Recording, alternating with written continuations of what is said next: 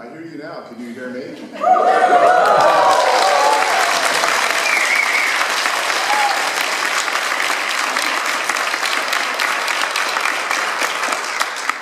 Yes, we can definitely hear you. I hope you heard the applause here as well. We are very honored and happy to hear from you, and we are here with about 200 fans and at Heureka listening. Well, tervetuloa, welcome to Space Station, and I'm very privileged to be able to speak with all of you tonight. And I'm so glad that you stayed up late so that we can have a little bit of a chat tonight.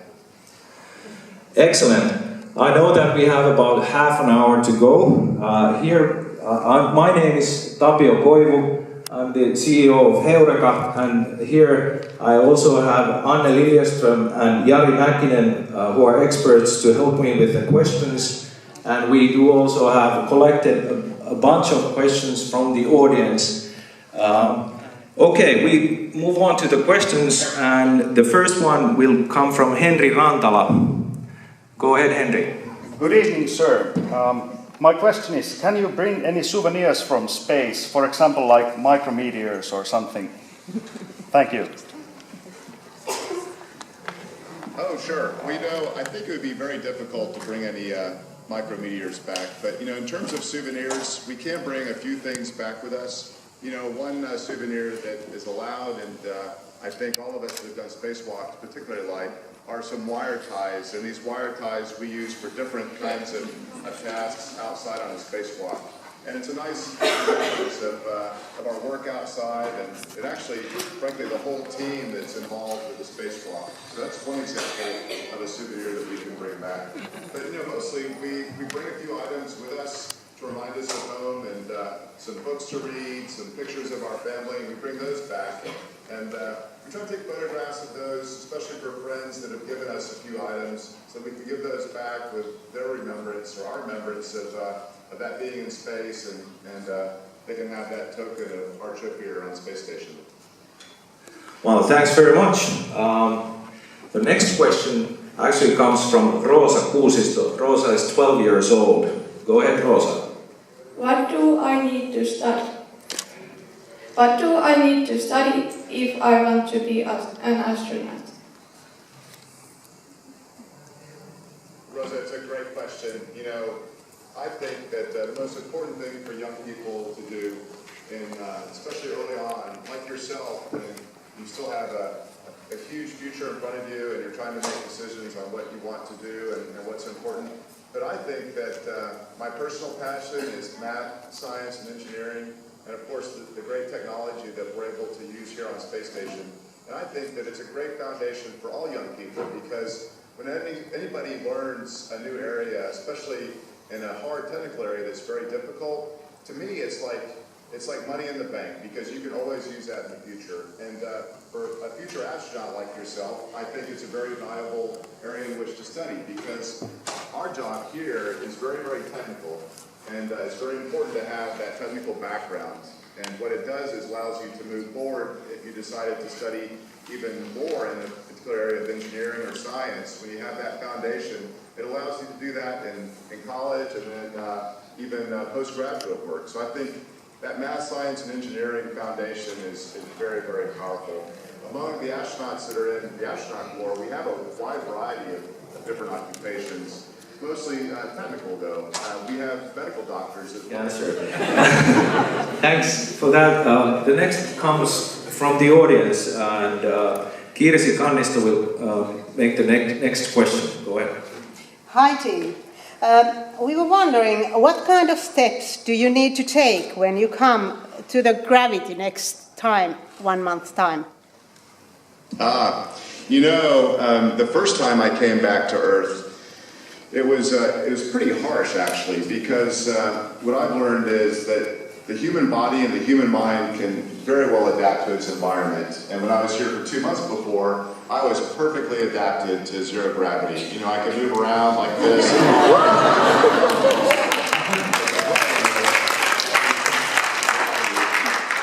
Your body is very used to that environment. So your neurovestibular system is completely turned off, and so it's sort of a rude awakening. What I've learned from my crewmates that have had more than one flight is that your body remembers, and it's a little bit easier the next time. And one of the things that we're doing right now, Tim Peake and I, and I'm sure that Yuri's doing very similar things, is trying to condition our body, especially for that return to 1G. And so we spend more time on our treadmill in a passive mode. That means that we have to work harder and stretching and other things because it's a little bit disorienting. And hopefully this time around it'll be a little bit smoother and we'll transition back. But even with a harsh transition back to 1G, it only takes a couple days to feel like you're somewhat normal, and then about maybe 2 weeks to feel like you definitely have your land legs back.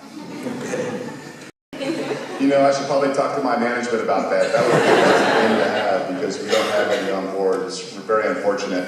You know, I think the kind of food that I miss the most is really fresh food. We have very good food up here. We have great variety, but we don't have fresh tomatoes and fresh onions, for example, unless they come up on one of the cargo vehicles. We don't have lettuce, you know, those kinds of things. So I think my first meals will be fresh salads and fresh vegetables. Okay, and over to Anne now. Yes, could you tell us about the social aspects of space travel a bit more? Is it hard to live together in such a small space? No, you'd be surprised how big Space Station feels. I mean, first of all, it is big in and of itself, but it even feels bigger, I think, because when you live in a volume, every surface is something that you can use. So what that means is that if someone is down here working away, you can just split over the top of them with no problem. And so that definitely gives you this sense that the place is bigger than it would if it was simply a house. So it never feels cramped. But in terms of you know, how we work together, it works out very well because some of our tasks are together, a lot of tasks we do individually, and then we come together for meals. And then at nighttime, we go into our little crew quarters, make phone calls to home. So it feels like a very natural sort of thing actually here on board Space Station.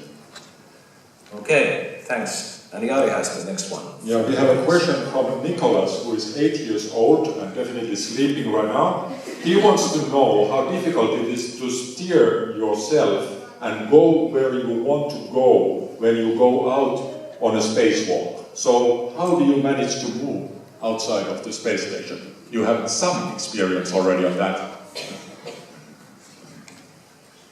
It's a very insightful question from a smart young man. You know, when you go out into space, the whole principle of Newton's principle of equal and opposite reaction is completely true. You know, I push myself down and I go down, and it takes very little force. And so we're trained in a neutral buoyancy lab, which is a huge swimming pool, and we have divers that put in weights and foam to try to keep us neutrally buoyant, and it does a decent job of preparing us for a spacewalk. But the real preparation for a spacewalk is the spacewalk itself, because it is a little bit challenging to control yourself. In fact, initially, it's easy to over-control. If you just turn your hand like that, all of a sudden your body turns, and you have to put in an opposite reaction to control it. So what you learn to do is to be very, very gentle, and you learn to use some of the tools we have to keep you secured in place. Even though it may only be a line, at least it prevents you from one degree of freedom. And then we also have tools where we put our feet into a restraint, and we have another tool that's a ball stack that hooks onto a handrail and keeps us stable. So between our training and the tools that we have, we're able to move around and definitely orient ourselves for a particular work site. Great question. Thanks. Well, we learned that you can't definitely take a run outside. This is an orange drink that I have. What's strange is that liquids, the fluids, behave differently because the surface tension makes it stick together. The surface tension on the fluid makes it stick together. And so here's a little ball of water, and it's just unusual that that water forms this way. It doesn't just spill out and lay flat, but it also will stick to things. So it just sticks to my finger when I convulse it. So love to play with love to play with water. You know, if you put a little drop of Alka-Seltzer in this, then it expands because it bubbles up. It's an antacid. It bubbles up and then looks like a big foam ball. And I can take a straw here and blow it up. This is an example of how things are just different up here, and we have lots of formal experiments, but a lot of us will just play with things too because it's a lot of fun.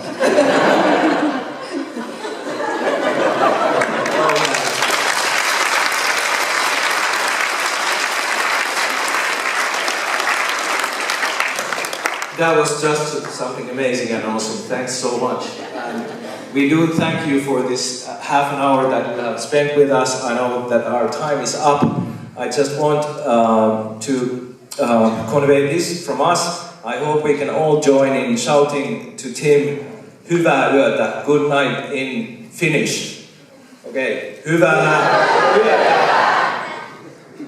I do hope you heard that. Thank you so much. I sure did. It's been a pleasure talking with all of you. I hope to meet all of you in person someday when I get back to planet Earth and visit Finland.